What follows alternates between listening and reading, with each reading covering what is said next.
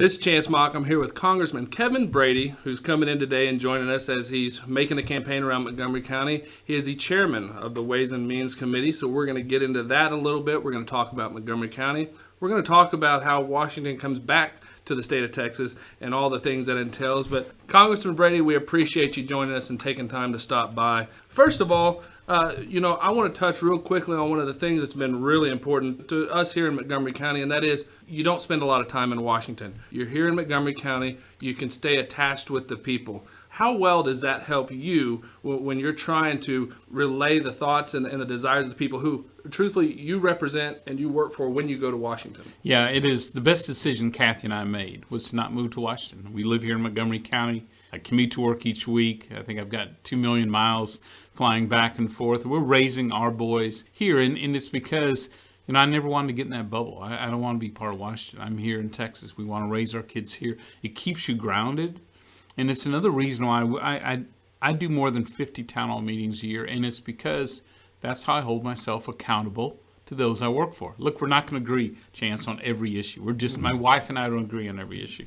But you ought to have the right to challenge me about it, to ask me about it, explain your vote, and to tell me what else is going on. And so that, just that decision alone, not moving there and just making sure I'm out there in the community has just kept me so connected to the neighborhoods and families and communities that I work for. Well, and you're up there and you do commute every week, and there's got to be a little bit, you've got to see some of your colleagues who are there day in, day out. They eat, they wine, they dine with the lobbyists, with the people, and they're stuck within the Beltway. And the mentality in the Beltway does not reflect mainstream America. And surely when you go back and forth on a weekly basis, you can see it because you're in mainstream every week. Yeah, people get disconnected, and I never have. But the other thing, too, is, I don't know they understand the frustration that our folks feel about this stuff. It just seems like, Republicans took the House, 4 years later the Senate. We really thought when we got the Senate things would change, but it's been hard to see that change. The House we keep passing every bill you ever dreamed of. Mm-hmm. Cut taxes, stop the president's executive orders on amnesty, the EPA, replacing Obamacare, dismantling Planned Parenthood and this funding, and all those bills just sit in the Senate. They just don't ever move. And it's been frustrating because, look, I know this president has completely different principles than me and my constituents. And we ought to be able to put those bills on his desk. And it's been frustrating. You think folks here are frustrated. You should have my job every day because media doesn't report half of what's going on. We got to get this country turned back around. And when you look at that, and obviously nothing disparaging about Senator McConnell, but you're out here and you feel the frustration, and there is a lot of frustration with the establishment, and we give the Senate back as a community, as a people. We give the Senate back to the Republicans, and the message that was taken was not we want to stop what Obama's doing. Senator McConnell came out and said, well, obviously the people want us to work with the president. And that's not at all what the people were saying. And can you see and feel that frustration? Because on your side, y'all are putting those bills over there nonstop. Yeah, it's really frustrating. And it's just, look, the Senate's got this, for some reason, the 60-vote rule, that they voluntarily allow the minority, in this case Harry Reid, to block any votes on all these bills. And my argument is, get rid of the 60-vote rule. Or just don't use it for important things, including they didn't even get to vote. The House rejected the Iran nuclear agreement, really dangerous agreement. The president's dead wrong on this. It's going to guarantee nuclear armament by Iran. It's going to destabilize Israel. It's just bad all around. We voted, of course, to stop it in the House. Senate never even got a chance to vote on it. Because of that, they allowed Harry Reid to stop a vote on it. I just think, look, I think that's driving certainly frustration in America. It's driving the frustration with me. Well, so let's stay on that. Your main things when you go to Washington, what are the top 3 core things that you're going to work for the people of Montgomery County for? Yeah, I got 3 core principles that I focus on all the time and vote for. 1, a strong national defense to keep us safe. It's my number 1 constitutional responsibility to keep Americans safe. Secondly, and that means a secure border too. The second one is I want less taxes and less government. So that means every chance I get to cut taxes. For example, I just passed into law $600 billion of tax cuts, permanent tax cuts for businesses like Woodlands Hits and families in our county. Every chance I get to cut taxes, I do it. Every chance I get to make government smaller. In fact, we just peeled the EPA back, rolled their staffing back to 1989 levels because they're working against our families and our jobs in our economy. And so that's the second one. Third one is from my background. I was a Chamber of Commerce manager, helping small businesses like yours grow, and survive tough times and recruit new industry to the community. And so free enterprise, every chance I get to expand economic freedom for you to buy and sell and compete, whether it's on Main Street around the world, with as little government interference as possible, man, I jump at it. And recently we fought hard. We actually lifted that 40-year ban on selling American energy, crude oil around the world. They just kept us from selling it. It's just wrong. And so we lifted that ban. So we have more economic freedom in Texas to sell our crude oil around the world. And not only is it going to create a ton of jobs for our region, more importantly, we're going right into OPEC's backyard. We're going right into Putin's backyard and selling American energy to Europe and Ukraine, these other hotspots. So it makes us stronger as a country. So free enterprise, the economic freedom, look, that's why I go there. As you continue to fight for these things, and we've had these conversations, you look at a lot of the stuff OPEC's doing, the Saudis, Russia with their natural gas that they sell to Europe and everything else, and it almost feels like there's this cabal or agreement over in the Russia, Middle Eastern region that they're trying to drive prices almost down to put these smaller businesses, because the Exxon Mobils, they're going to survive. But these small businesses based in Montgomery County and around West Texas, North Dakota, who are out there fracking and working so hard, they can't sustain these $30 a barrel prices. No, and you just described exactly their strategy. It is to put out of business marginal producers of shale oil and gas in America, and to drive that price down where, and you're already seeing, massive layoffs. These companies are going under or getting bought by the major players. And because, Saudi Arabia, these guys can make a profit at $10 a barrel. They don't have our taxes. They don't have our regulation. So they can manage to do that. There's a price to be paid for them for this, but they figured out it is worth it to drive that shale production, our big new energy production, out of the market.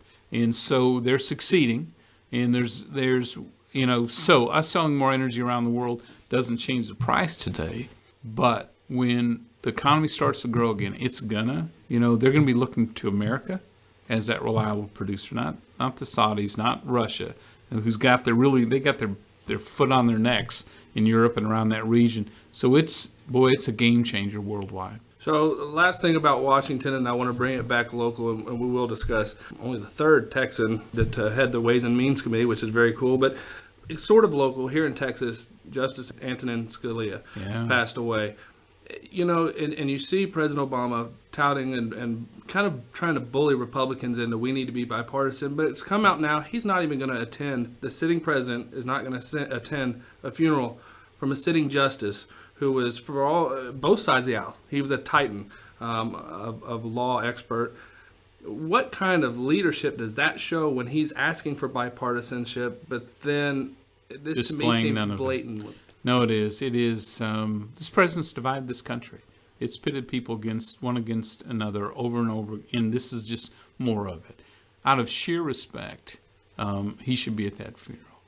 I respect the office of the White House. That's why I go to the State of the Union. You know what I mean? That's why my job as your representative is to respect the institutions of this government. And the president ought to be respecting the Supreme Court as well, and certainly a titan like that. And this, it's funny, here he wants, as a lame duck president going out the door, to make an appointment that is game-changing for the country. I mean, for our kids, it will affect their future in America. Yet, when he was senator and Democrats were in charge, they blocked, President Bush and others from this same thing. So, it's pretty hypocritical. Yeah. Well, all right, so let's bring it back to more positive. You are the chairman of the Ways and Means Committee, which most people say is the most powerful committee in Congress. Talk to the people a little bit about everything that involves, because it's very encompassing. It is, and it is. If you want to make a difference in the direction the country's going, this is where you do it. It's the oldest committee in Congress, the most powerful, because the Constitution says nothing dealing with revenues can go forward unless it starts in the Ways and Means Committee. So all the tax issues have to start with our committee. And so the chance to lead, what is what I'm doing, laying the groundwork for a new Republican and hopefully conservative president to fix this broken tax code, because the way we tax businesses and families in America is wrong, to replace Obamacare with health care that's focused on you, not on what Washington wants, to reform welfare, to get people back to work, to reward work again in America. And then we're going to take the steps on Medicare and Social Security to save them for the long term, because these are really important programs, but they're in trouble. They're financially just not built to last. And so we're going to take the steps with the new president to save those programs. It's not easy. They're incredibly complex, but having someone with the experience, I know these issues, I know the solutions, and having a bigger voice. Montgomery County now has a huge voice in Washington on all these big issues. Well, when you look at some of that stuff, y'all do. The possibility of making healthcare portable, being able to cross state lines, being able to have your own money work for you with healthcare savings accounts, stuff like that. It seems to me, and I want people to understand how much influence you actually have. Now, obviously, you've got to get it, out of the committee and through the House and then up into the Senate, and then hopefully we'll have a new president here in a couple months that can get some of that stuff done. But you look at all that, and a lot of that starts in your committee. It does. Most of it starts in our committee. We work with some on health care and on reforming welfare, but a good example is last week the president proposed a new, this is hard to believe, $10 a barrel tax on oil, which is the same as forcing a family to pay 25 cents more a gallon of gas when they pull up to the station.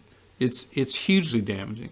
And as he sent the budget last week to Congress, and I put out my statement about how this tax is going nowhere, it dawned on me that I alone can kill that tax increase. So I did last week, and told the president's people, don't bother to spend any time on it. It is now dead. Move on.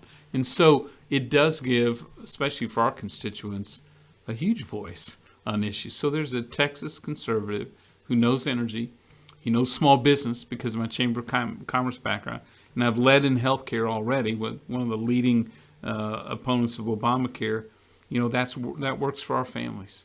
All right. Well, Congressman Kevin Brady in with us, Chairman of the House Ways and Means Committee. Congressman, we appreciate your time. We thank you for coming in and visiting with us. I know that you do have a primary election coming up. Tell people about that primary. It opened Tuesday, correct? Yeah, early voting started Tuesday. And then goes to? Runs almost straight through until early voting's for another about 8 days through next Friday. Not this Friday, the one next. So it's weekend voting as well. And then March 1st is Election Day. And we expect the presidential primary have a lot of people come out to vote. And so having someone who's got a proven conservative voting record, over my years, 95% lifetime conservative voting record, 100% pro-life voting record, and 100% Christian coalition voting record. So if you A+ with the NRA, NRA big time they've endorsed, and so and they're backed me all the way. And so I think those conservative voting records match exactly what our constituents want, and they want someone fighting for them.